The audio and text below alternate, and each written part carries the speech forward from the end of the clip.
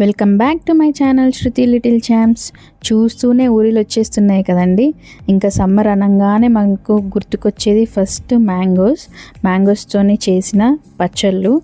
ఇంకా నేనైతే ఈ వీడియోలో పక్కా కొలతలతోనైతే నేను ఫస్ట్ టైం చేస్తున్నాను. అదే కొలతలు మీకు చెప్తున్నాను. పక్కా ట్రై చేయండి. నాకు మాత్రం చాలా బాగా కుదిరింది, మీకు కూడా కుదురుతుందని హోప్. ఇక్కడ నేనైతే మ్యాంగోస్ ఒక 4.5 kgs అయితే కొట్టించానండి. ఇంకా అందులో మనం జీడీలు అవన్నీ తీయంగా 4 kgs అయితే అయింది. ఆ 4 kgsకి నేను తీసుకున్న క్వాంటిటీ, ముందుగా ముక్కల్ని అయితే కొంచెం ఆయిల్, అందులో ఉన్న జీడి అదంతా క్లీన్ చేసుకోవాలి. దాని తర్వాత ముక్కలకి కొంచెం పసుపు, పచ్చాయిలు అయితే పట్టియాలి. 4 కిలోల మ్యాంగోస్కి 1 kg అల్లం వెల్లుల్లి పేస్ట్, కొన్ని అల్లం వెల్లుల్లి రెబ్బలు, అల్లం వెల్లుల్లి పేస్టులో 1/2 kg అల్లము, 1/2 kg వెల్లుల్లి అయితే తీసి పెట్టుకోవాలి.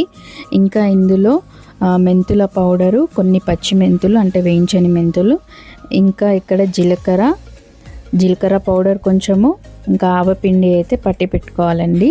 అవి అందాదకు స్పూన్ వైజ్ ఒక 4 స్పూన్స్ అయితే పట్టి పెట్టుకోవాలి. ఇంకా 1 kg సాల్ట్, ఇది తొక్కుల కంటే ఇస్తారండి ఆ సాల్ట్ అయితే తీసుకోవాలి. ఇంకా 1 kg కారము, ఈక్వల్ క్వాంటిటీతోనే కంపల్సరీ కేజీ వైజ్ కొలతలతోనైతే తీసుకోవాలి. ఇంకా కొంచెం ఒక పెద్ద బగోన్లోనైతే 2 లీటర్ల ఆయిల్, అంటే 2 kgs ఆయిల్, 4 kgs మ్యాంగోస్కి పక్కా కొలతలతో 2 kgs పల్లి నూనెనైతే పడుతుంది. సో నేనైతే 2 kgs పల్లి నూనె అయితే వేడి చేశాను. ఇంకా అలా వేడిగా చేస్తుండగా అందులో ఒక 3 స్పూన్స్ జీలకర్ర, ఒక 4 స్పూన్స్ ఆవాలు అయితే వేసాను. ఇంకా అది పక్కకు పెట్టుకొని మెల్లిగా మనము ఈ అల్లం వెల్లుల్లి పేస్ట్ని ఇందులో వేసుకోవాలండి. ఒకేసారి వేస్తే చాలా పొంగిపోతుంది, అలా వేయకుండా మెల్లిగా వేసుకొని పెట్టుకోవాలి. మనము ఒక పెద్ద గిన్నెలో ఇవి ఏవైతే పొడులు ఉన్నాయో, కారము, ఉప్పు, మెంతి పొడి, ఆవ పొడి, జీలకర్ర పౌడర్, ఇవన్నీ వేసి మంచిగా కలగలుపుకోవాలండి. చేతులతోని మిక్స్ చేస్తూ ఉండాలి. ఇంకా ఇందులోనే మనము వెల్లుల్లి రెబ్బలు అయితే తీసుకున్నాం కదా, ఒక 2 పిడికెలు వెల్లుల్లి రెబ్బలు, ఇంకొక పిడికెడు జీడి గింజలు ఉంటాయి కదా, అవి కూడా తీసుకోవాలి. అలా జీడి గింజలు వేయడం వల్ల తొక్కు మనకు ఎక్కువ రోజులు నిల్వ ఉంటుంది అని అంటారు. సో నేను కూడా అలానే వేసాను. ఇలా ఉండలు లేకుండా మొత్తము హ్యాండ్తోనైతే మిక్స్ చేసుకోవాలి. ఒక 3 స్పూన్స్ మెంతి పొడి అయితే వేసానండి. ఇది ఎక్కువ వేసుకుంటే తొక్కు అనేది చేదవుతుంది. సో నేనైతే ఒక 3 స్పూన్స్ అయితే మెంతి పిండి అయితే వేసుకున్నాను. అది మెంతి పిండి అంటే మెంతుల్ని మిక్స్ చేసి వేయడము. ఇంక ఇక్కడ జీలకర్ర పౌడర్ కూడా వేసాను. ఇది ఒక 4 స్పూన్స్ అయితే వేసాను. జీలకర్ర అండ్ మెంతులు మంచిగా వేయించుకొని పౌడర్ అయితే పట్టుకొని వేసుకోవాలండి. ఒక 4 to 5 స్పూన్స్ అయితే యాడ్ చేశాను. ఇంకా దాని తర్వాత ఆవ పొడి, దీన్ని కూడా మనము 8 స్పూన్స్ అయితే వేసాను. కిలోకి 2 స్పూన్ల చొప్పున 8 స్పూన్స్ ఆవ పొడి అయితే వేసాను. ఇంకా మనకు మెయిన్ ఇంగ్రీడియంట్ అంటే ఆవ పొడి అండ్ అల్లం వెల్లుల్లి పేస్ట్. ఇందులో మ్యాంగో అల్లం పచ్చడి కాబట్టి ఇందులో ఈ 2 మెయిన్ ఇంగ్రీడియంట్స్ అయితే ఉంటాయి. నేను పచ్చడి చేయడమేమో కానీ చాలా వీడియోస్ చూసి ఫైనల్గా ఇలానైతే కొలతలతోనైతే రాసి పెట్టుకున్నాను. పక్కకు చీటింగ్ చేస్తున్నాను కదా, ఒక పేపర్ మీద అయితే రాసి పెట్టుకున్నాను. దాని వైజ్ అయితే నేను ఇక్కడ యాడ్ చేస్తున్నాను అన్నీ. అసలు తెలంగాణలో మామిడికాయ పచ్చళ్ళు అంటే ఇంటికి లక్ష్మిలాగా పాటిస్తారండి. అది ఒక కుండలో అయితే పెడతారు. అది కూడా చాలా బాగుంటుంది. అది కూడా నేను కొత్తగా కొనుకొచ్చుకున్నాను. ఒక 900 పడింది నాకు. అందులో ఒక 5 to 6 kgs అయితే పడుతుంది. సో అది కొనుకొచ్చుకొని పెట్టాను. ఈ పెట్టే ముందట అబ్బా పెట్టాలా, ఇది అసలు చేయాలా, ఎంత పని ఉంటుందో అని అనుకుంటాం, కానీ చాలా ఈజీ అండి. ఇందులో మెయిన్ అల్లం వెల్లుల్లి పేస్ట్ ఒకటి కొంచెం తీయడంలో ఇబ్బంది తప్ప ఇంకేం లేదు. చాలా బాగా అసలు ఇంకా ఇంట్లో పిల్లలు లేకపోతే మాత్రం ఇంకా ఈజీగా పెట్టుకోవచ్చండి పచ్చడి. ఇంకా పిల్లలు ఉంటే ఊరికే వాళ్ళు అడ్డం వచ్చి ఇంకా డిస్టర్బెన్స్.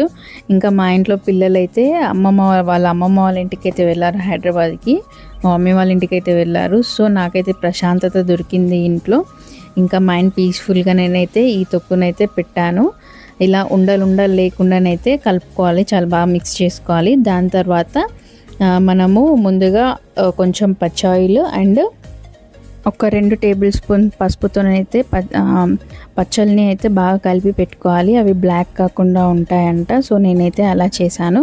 ఇంకా ఇందులో మొత్తం చల్లారినాక ఆయిల్ సోయి ఉంటుంది కదా, ఇంతకుముందు మనం అల్లం వెల్లుల్లి పేస్ట్ ఆయిల్లో కలిపి పెట్టుకుంది ఇందులో అయితే వేసేసుకోవాలి.